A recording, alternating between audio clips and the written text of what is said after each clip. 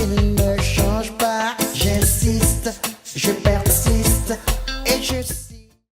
Bonjour et bonsoir, chers amis qui suivez 5 sur 5 médias. Moi, c'est Marc Lushimba dans mon programme Franc Parler. Tout change, tout évolue, mais seuls les imbéciles ne changent pas. On ne cessera jamais de le dire. Tout est en connexion avec la politique qui est en train de se faire au Congo. On a vu que malgré l'histoire du Congo, on nous enseigne comment l'indépendance a été acquise avec beaucoup de peine, beaucoup d'acrobatie par nos pères qui se sont battus. En l'occurrence, Patrice Emery Lumumba et son équipe, comment il n'a même pas régné longtemps, comment des traîtres sont venus, l'ont fait liquider en complicité avec les étrangers, ils ont pris le pouvoir et dans la mêlée, Mobutu est devenu l'homme fort et après 32 ans, on a vu comment les maîtres d'hier l'ont mis à côté. Et on a vu sa fin, qui était vraiment une fin remplie de solitude, de regrets et de beaucoup d'amertume. Et nous pensions, et nous sommes encore en train de le penser, que toute cette séquence, toute cette histoire devait servir de leçon à nos politiciens qu'on a aujourd'hui au Congo, à Kinshasa. Mais malheureusement, ils ont les oreilles bouchées, les yeux fermés et la tête dure, ne voulant pas apprendre quelque chose de l'histoire de leur pays pour changer de trajectoire et de comportement afin de ne pas finir comme leurs prédécesseurs. Mais malheureusement encore, les politiciens congolais sont en train de reprendre les mêmes bêtises. La raison qui me pousse à faire un peu ce programme rapidement, c'est que j'ai suivi il y a 2 jours une vidéo qu'un frère congolais a postée sur Facebook. Il s'agissait, ou il s'agit, d'un sénateur démocrate américain répondant au nom de John Edward Markey, qui était en train de donner un rapport pendant une séance au Congrès parlant de la République démocratique du Congo. C'est-à-dire lui et son équipe étaient en train de montrer, donc de parler comment serait la position des États-Unis d'Amérique au cas où Joseph Kabila collerait au pouvoir tout en rejetant la procédure démocratique. Le sénateur John Edward Markey a dit que on voudrait entendre de la bouche de Joseph Kabila lui-même qu'il ne serait pas candidat à sa propre succession, qu'il organiserait des élections dans le délai constitutionnel et que s'il échoue, les États-Unis d'Amérique appliqueraient des sanctions contre Kabila lui-même et contre son entourage. Et il y a une expression qui m'a impressionné, c'est que le sénateur a dit que les États-Unis d'Amérique se précipiteraient sur Kabila et son entourage. Alors, j'en ai fait une image littéraire. Hein. On voit la façon dont le sénateur était en train de parler. c'est-à-dire la puissance américaine, va se précipiter sur Kabila d'abord et son entourage. Et il n'allait pas se mettre, donc se tenir à côté, un spectateur là-bas, impuissant, tout en regardant le Congo aller encore à la dérive, sombrer à cause de la mauvaise politique de la classe de politiciens que nous avons au Congo. Il a aussi mentionné en passant qu'il y avait plus ou moins 400 corps retrouvés en mars de l'année dernière, c'est-à-dire 2015, et que Human Rights Watch, cette organisation des droits de l'homme, après enquête et examen, donc l'organisation donc est parvenue à une conclusion que ces 400 corps étaient en majorité les corps des gens qui avaient manifesté l'année dernière, qu'on a tués et qu'on est allé enterrer en catimini. Alors, en suivant cette vidéo, il y a eu la question principale que je me suis posée.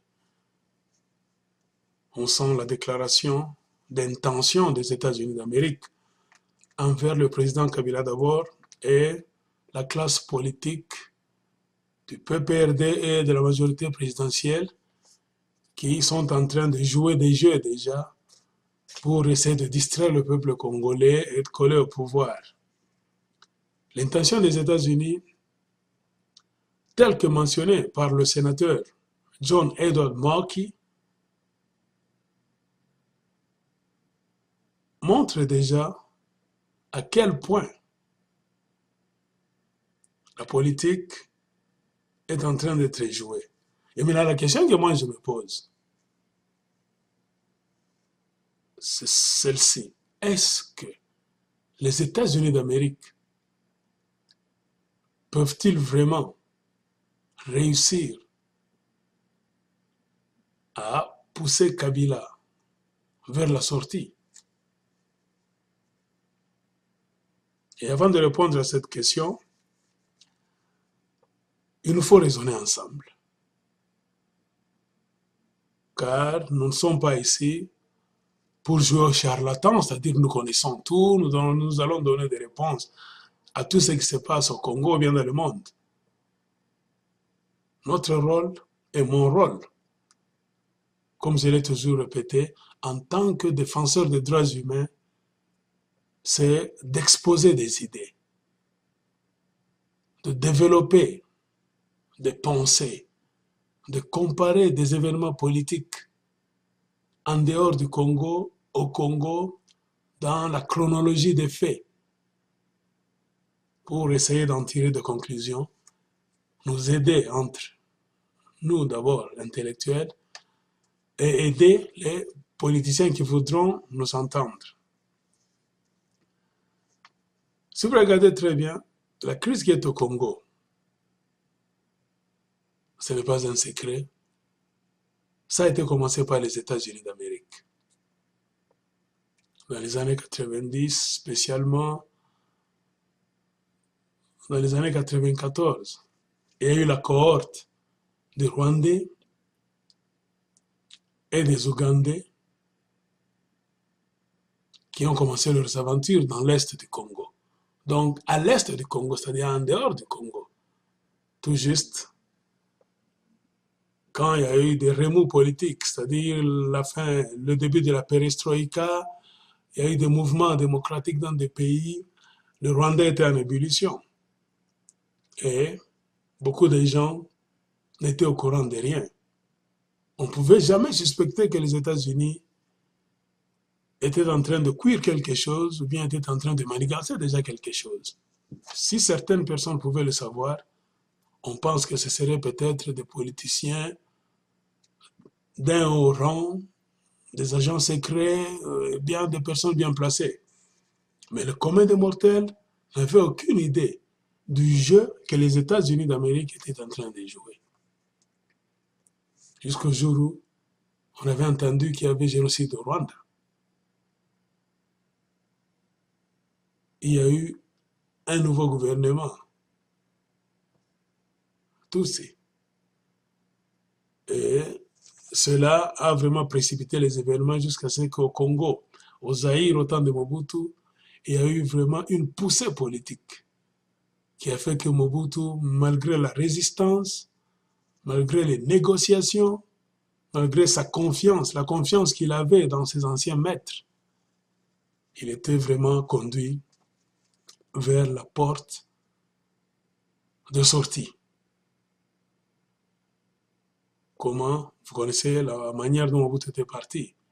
Les Rwandais, les Ougandais sont venus avec Laurent Désiré Kabila pour l'amener au Congo. Et les similitudes, nous les connaissons tous.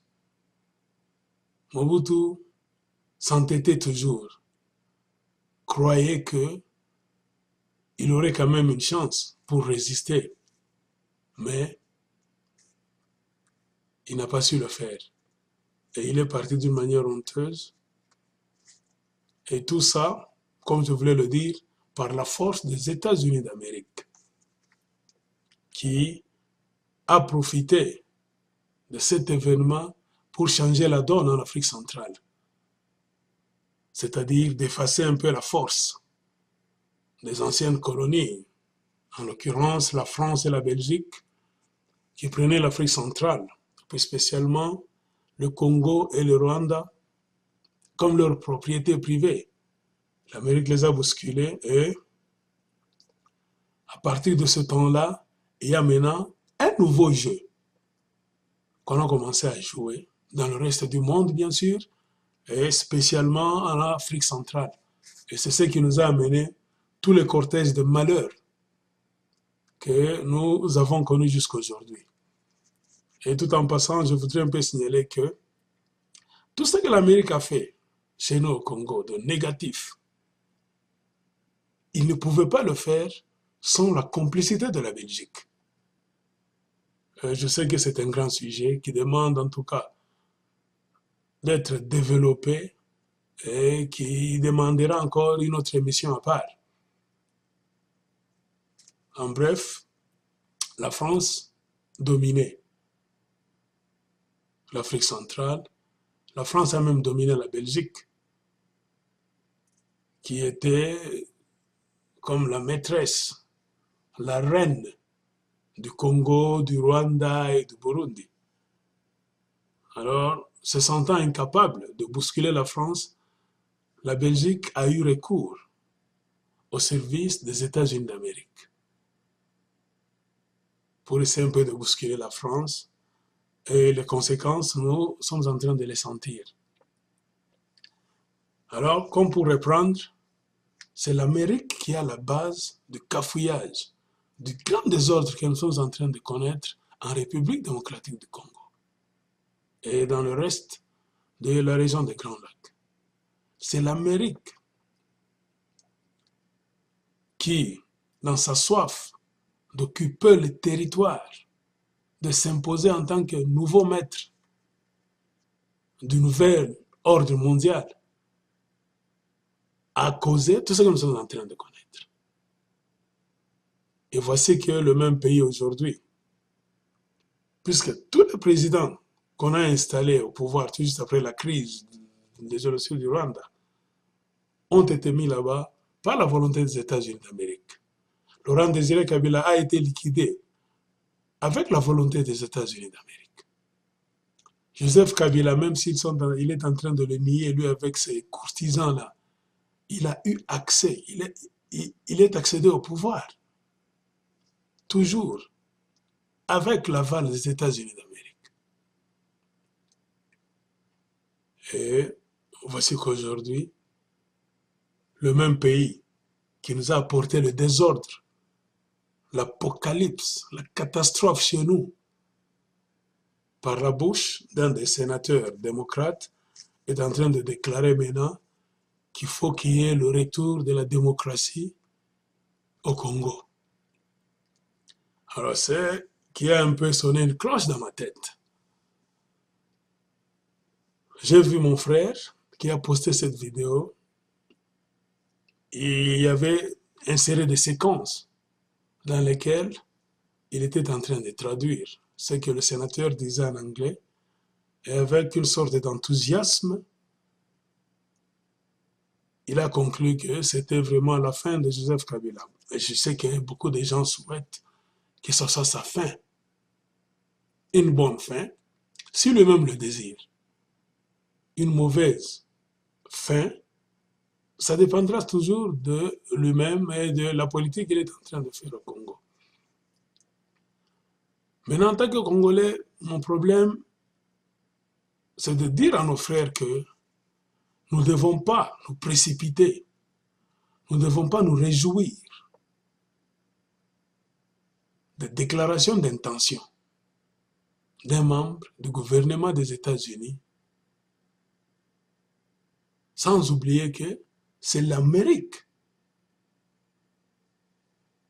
qui nous a causé tout le tort. Alors, moi, je persiste encore dans ma formule de doute. Pourquoi je dis ça? Je peux encore ajouter des idées sur ce que je viens de parler. Remarquez très bien que l'Amérique ne peut pas venir dire à Kabila de partir, tout en sachant que si Joseph Kabila est au pouvoir, c'est à la suite d'une série d'incidents et des actions des mêmes États, donc des Américains eux-mêmes.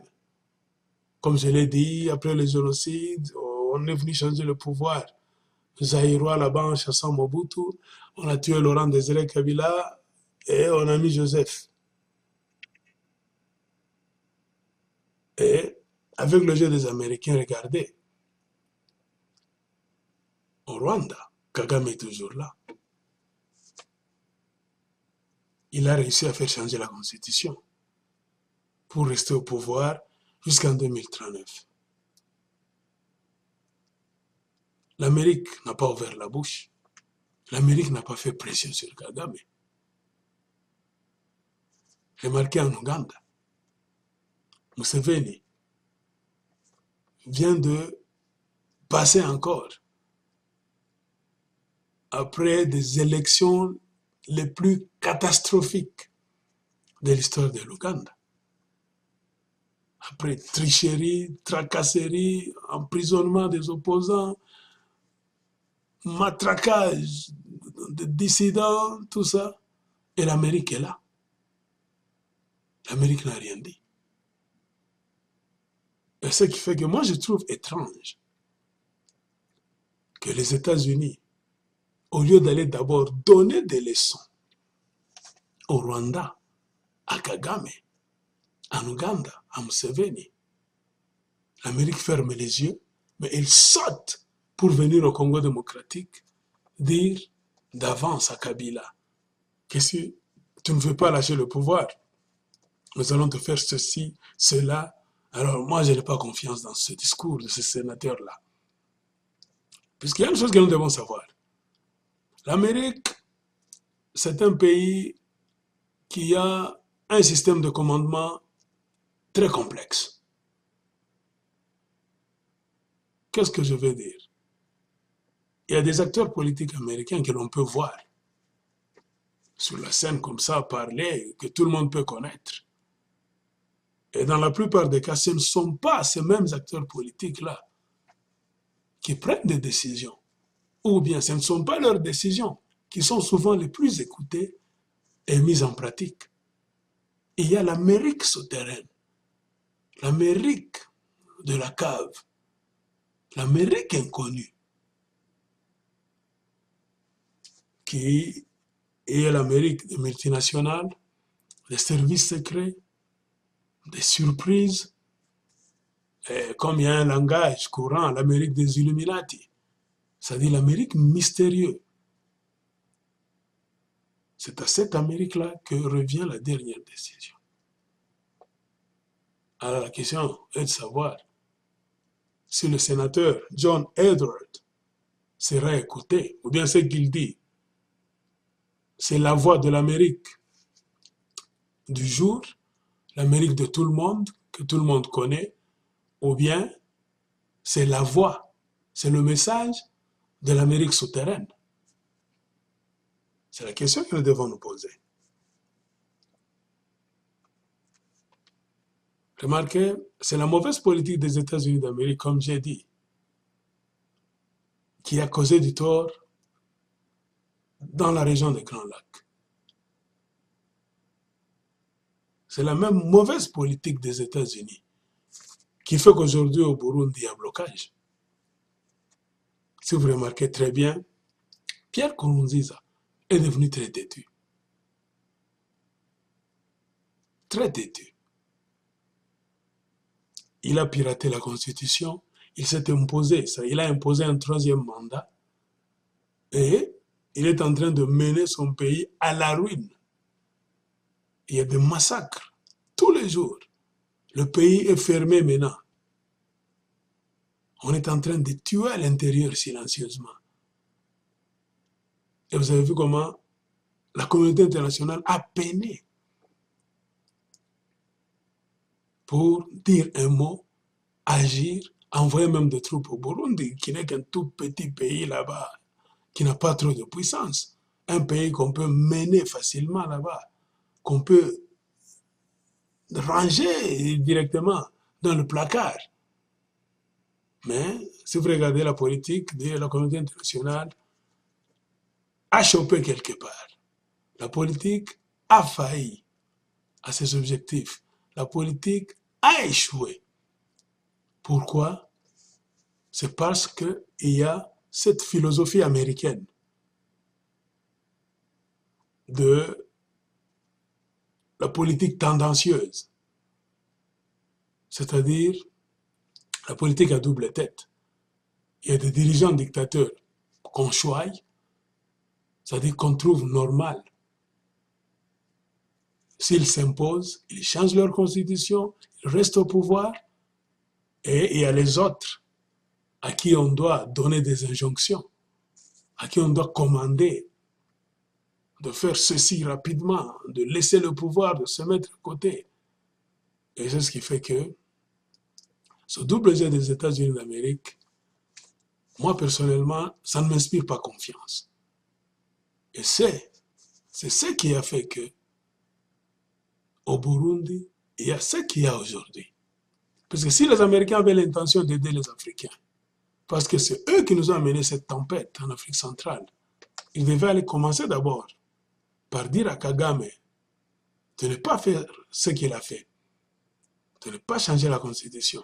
Ils devaient forcer la main de Museveni pour qu'il se mette de côté, pour qu'il ne puisse plus briguer un autre mandat. Ou bien s'il fallait qu'il le brigue, pour qu'il ne puisse pas le faire en violant massivement les droits humains et le code électoral. Alors vous voyez que le discours d'intention de M. le sénateur John Edwards entrera dans les oreilles des politiciens congolais et sortira de l'autre côté. Et nous avons encore beaucoup de choses à faire au Congo. Alors c'est ce qui fait que, en tant que Congolais intellectuels, notre appel est toujours renouvelé. Analysons les choses, mes chers frères. Ayons le talent de lire entre les lignes, d'écouter et comprendre ce qu'on ne nous dit pas, de voir ce qu'on est en train de nous cacher, de ne pas avoir la foi aveugle dans les déclarations, que ce soit des politiciens au Congo démocratique ou bien en dehors. Parce que le jeu qui est en train de se jouer en Afrique centrale, on le connaît, on le sait, c'est un jeu dangereux. Et le changement ne viendra jamais d'ailleurs. Le changement viendra si les peuples du Congo, pour ne parler que de la République démocratique du Congo, si le peuple congolais se prend en charge, si le peuple congolais se lève pour dire non au nouveau système qu'on est en train de nous imposer, c'est le moment là qu'il y aura le début d'un changement, qu'on va palper même les résultats sur le terrain. Parce que si vous remarquez, dans toutes les manigances politiques qu'on est en train de faire, de nous présenter dans le monde, que ce soit en Occident ou bien en Afrique, par les politiciens mal intentionnés, qui veulent toujours être des prédateurs de la République démocratique du Congo, tous ont peur d'une chose, c'est-à-dire de voir le peuple congolais connaître la vérité, être conscient, se prendre la main dans la main, se lever, résister, agir même. C'est ça la plus grande peur. Et ne pensez pas que ce que nous sommes en train de faire, que ce soit à l'extérieur du Congo ou bien à l'intérieur, c'est-à-dire, ça n'inquiète pas les politiciens, ça c'est faux. Ils sont inquiets, ils ne dorment même pas. Si ce que nous faisons n'était rien, le gouvernement congolais, par exemple, n'allait pas couper l'Internet, n'allait pas couper le Facebook, YouTube, n'allait pas fermer le WhatsApp sur le téléphone des Congolais. Alors, le fait qu'on coupe la communication téléphonique, qu'on coupe le service Internet en République démocratique du Congo, quand on sent qu'il y a des événements dans l'air qui peuvent occasionner le soulèvement populaire, des actions violentes de la part de la population, cela montre automatiquement que les autorités ont peur. Et les autorités suivent tout ce qui se dit sur le net. Et parmi les paroles des gens, même s'ils disent non, tout ce que vous dites là, vous faites du journaliste là en ligne, vous mentez, vous ne savez pas la réalité du Congo. Ce sont des paroles. Mais leurs actes trahissent leur peur de voir le Congolais être informé, le Congolais savoir la vérité qui se passe dans son pays et en dehors. Les Congolais avoir une vision de l'avenir. Oui, je le reprends encore, la plus grande peur, même des puissances occidentales, c'est de voir le peuple congolais se lever. C'est pour cela que je voulais conseiller à mes frères et sœurs, au Congo et en dehors du Congo, les discours, c'est bien de les écouter, mais il faut les analyser et ne pas avoir foi dans tout ce qu'on vous dit. Parce que ce discours-là, le sénateur américain peut avoir de bonnes intentions. C'est un individu. Mais sachez que l'Amérique n'est pas dirigée comme ça. Si c'était le cas, on allait avoir la paix au Congo démocratique depuis longtemps. Puisqu'à longueur de journée, quand nous nous promenons, quand nous parlons aux gens, on rencontre beaucoup d'Américains remplis de bonnes intentions, qui regrettent même ce que leur gouvernement est en train de faire, non pas seulement en République démocratique du Congo, mais dans beaucoup de coins du monde. Mais comment se fait-il que les choses ne changent pas? La direction de la puissance américaine a toujours tendance à faire des négativités dans le monde. Alors c'est pour vous dire, chers frères congolais, la seule chose qui nous reste, c'est de ne plus croire dans des discours. C'est de surveiller les politiciens au Congo et en dehors du Congo, les pousser pour qu'ils puissent respecter la Constitution. S'ils ne respectent pas la Constitution, ils vont subir des conséquences.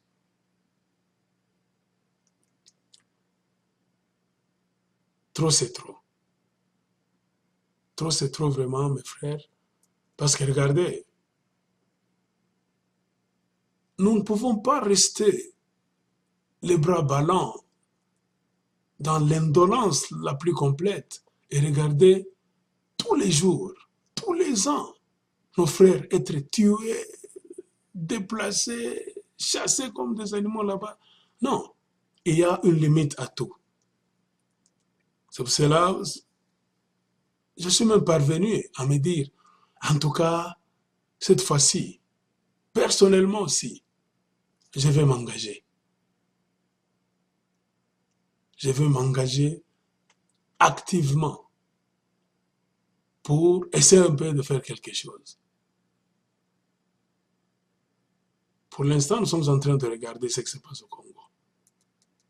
Oui, si les choses ne marchent pas convenablement, si les politiciens qui sont au Congo s'accrochent au pouvoir, malmènent les Congolais, les tuent, violent la Constitution, alors chacun va jouer sa part.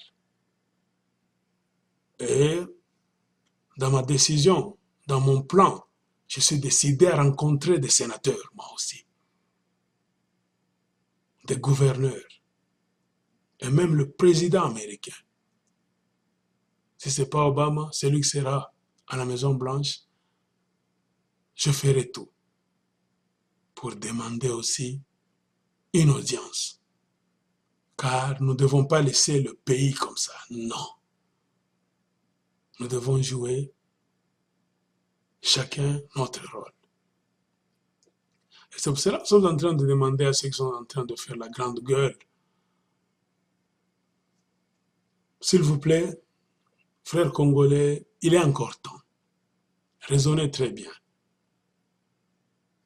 Bon, c'est comme quelqu'un qui a écrit sur Facebook, non, ce n'est qu'au Congo. Ce n'est pas un secret, c'est le même Papi Tamba que je continue à citer tous les jours. Il a écrit sur Facebook, oh, le Congo c'est un pays étrange, un pays bizarre, là où le peuple, les gens veulent faire partir un président encore en exercice.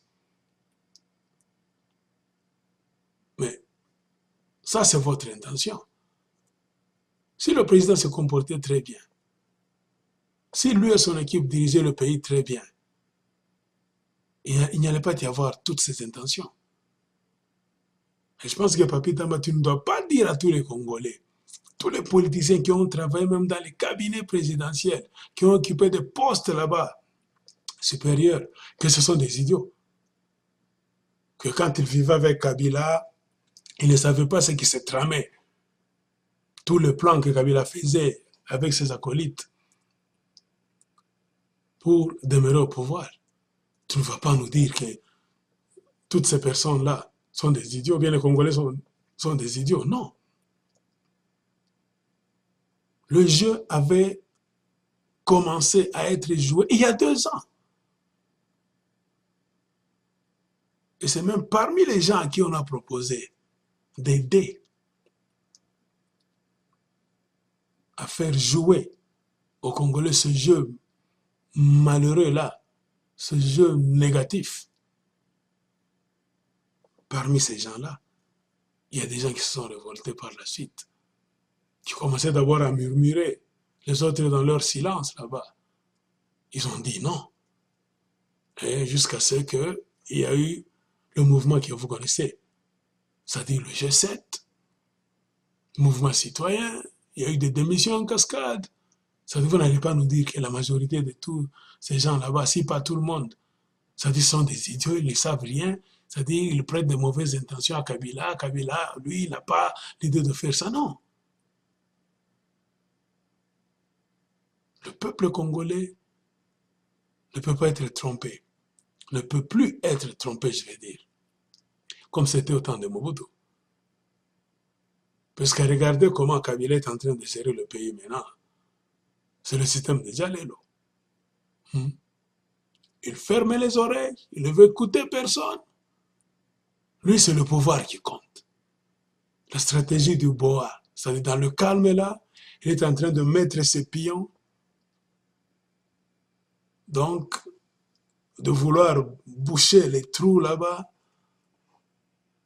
mettre en action des plans là-bas en catimini, mais vous n'allez pas surprendre les Congolais, car tout le monde est prêt. Nous sommes prêts, nous tous, à l'extérieur tout comme à l'intérieur. Et il est de notre devoir de nous lever, de nous tenir debout, de dire non à la dictature, de combattre la dictature. Car que nous soyons au pays ou bien dehors du pays, notre sang est en République démocratique du Congo. Que nous soyons en dehors du Congo ou bien au Congo, nous avons le droit sacré de nous lever pour faire barrière à tout celui qui veut faire verser le sang des Congolais en s'emparant du pouvoir illégalement par la force, lui et son équipe. Nous devons le faire pour empêcher à nos parents de souffrir, pour empêcher à nos familles d'être tuées là comme des mouches. C'est notre devoir. Nous devons le faire, car notre sang est encore au Congo. Et sur ce, je demande à mes frères congolais de ne pas croire tout ce qu'on nous dit, de ne pas prendre donc des idées, les discours d'intention d'un politicien, qu'il soit américain, belge, français, tout ça, et s'asseoir sur cela, croire que c'est déjà une sorte de garantie que vous avez, que c'est ce qui va avoir lieu. Attention, il ne faut jamais avoir de fonds politiques. Car je ne sais pas si vous avez suivi Kagame, dans une autre vidéo que Tchango, c'est pas Radio Tchango, a posté là. Kagame dit clairement qu'il y a des gens, je ne sais pas, au pays, en dehors là, du Rwanda, qui sont en train de condamner le CNDP. C'est-à-dire de petits groupes. Oh, que Kagame a formé, Kagame a aidé cela. Kagame a déclaré clairement que vous ne devez pas dire que le gouvernement du Rwanda était et est seulement en relation avec des petits groupes là qu'il a fabriqués dans l'Est. Mais le gouvernement du Rwanda est en relation, en association avec beaucoup de gens dans le gouvernement de Kabila. Et même au sommet de l'État, personne ne peut se pavaner, se frapper la poitrine au Congo démocratique, dire qu'ils ne sont pas avec Kagame. Ils n'ont jamais été avec Kagame. Ils n'ont jamais reçu l'aide de Kagame. Alors vous comprenez? C'est vraiment honteux. C'est vraiment honteux. Et c'est cela que nous voulons changer. Car nous voulons couper tous les liens avec le Rwanda, l'Ouganda. Et celui qui peut couper ces liens là-bas, ce n'est pas un individu, un club de politiciens. Non, car ils se battront pour leurs intérêts personnels. C'est le peuple congolais. Rien que le peuple congolais peut le faire. Et rien que le peuple congolais peut être craint. Et par le Rwanda, l'Ouganda, et même les États-Unis d'Amérique. Car si le peuple ne s'élève pas, le plan de Joseph Kabila et son entourage, vous allez nier, mais vous me donnerez raison. C'est de ne pas créer un problème qui restera congolais. C'est de compliquer le puzzle. C'est-à-dire que ça doit commencer au Congo avec des connexions au Rwanda, en Ouganda et même au Burundi. Vous avez vu au Burundi, Pierre Nkurunziza a violé la Constitution en briguant un troisième mandat. Mais remarquez le langage aujourd'hui. Dans beaucoup de bouches, il a réussi à distraire la communauté internationale et même des intellectuels africains. On ne parle plus du troisième mandat qu'il a violé. Il est en train maintenant de pointer le doigt. Oh, c'est le Rwanda qui est en train de faire ceci. Le Rwanda est en train de déstabiliser le Burundi. Tout ça pourquoi? Parce qu'on sait que la foule, la masse ne raisonne pas. Moi, je peux poser une question. Est-ce que quand Nkurunziza a planifié aussi de briguer un troisième mandat, de violer la Constitution, c'est Kagame qui lui a dit de faire ça? Le Burundi était en paix. Il n'y avait pas de plainte. Mais Nkurunziza est venu entraîner sa milice au Congo démocratique, à Kiliba, Fizi, avec la complicité du gouvernement congolais, le gouvernement de mafia qu'on a là-bas. Est-ce qu'il y avait encore crise? C'est le Kagame qui lui a dit d'entraîner ces milices-là, qu'on nous dise la vérité maintenant. Alors pourquoi est-ce qu'il avait entraîné une milice d'avance? Lui, qui se dit président, lui, s'il aimait le Burundais, s'il aimait le Burundi, pourquoi avait-il entraîné une milice d'avance? C'est pour ses propres intérêts. C'est pour faire ce qu'il est en train de faire aujourd'hui. Et remarquez au Congo démocratique, le Congo ne peut pas manquer d'argent. L'argent est là, mais le gouvernement de mafia qu'on a en place ne veut pas organiser des élections. Ils sont en train de piller le pays. Et je sais que si on prend même 5, 4, 10 personnes là-bas au pouvoir, l'argent qu'ils ont amassé, l'argent qu'ils ont volé, l'argent du peuple congolais qu'ils ont mis dans leur poche, cet argent là-bas peut suffire à organiser les élections. Mais c'est dû à la mauvaise foi qu'ils sont en train de faire tout ce qu'ils sont en train de faire. Et en guise de référence, comme je l'ai dit, si la communauté internationale a peiné pour aller au Burundi, pour faire revenir, Nkurunziza à la raison, un petit pays pauvre qui n'a rien, et maintenant songez,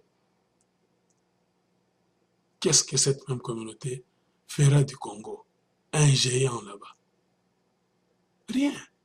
Ça serait un grand désordre au centuple même, car tous les vautours du Rwanda, Burundi, Ouganda, dans leur jeu là-bas de coller au pouvoir, de chercher l'argent, viendront au Congo. Et vous allez voir que le jeu maintenant se jouera au Congo. On ne parlera plus du Rwanda, du Burundi, de l'Ouganda là-bas. Tous les vautours viendront au Congo. Car c'est un Congo là où c'est facile d'entrer, de s'installer, de faire tout ce qu'on veut. Pourquoi? Parce qu'on n'a pas un gouvernement. On a que des mafiosi qui sont là, qui s'inquiètent de leur poche, qui se soucient de leur famille et jamais de la sécurité du peuple congolais, du bonheur du peuple congolais, mais de leur pouvoir. C'est pour cela que le peuple congolais doit se lever. Nous devons nous lever, nous tous, pour dire non, pour faire échec. Que ce soit pour nous une occasion de changer l'histoire de la République démocratique du Congo, de l'Afrique et même du monde, une fois pour toutes. Ne jamais traire le Congo.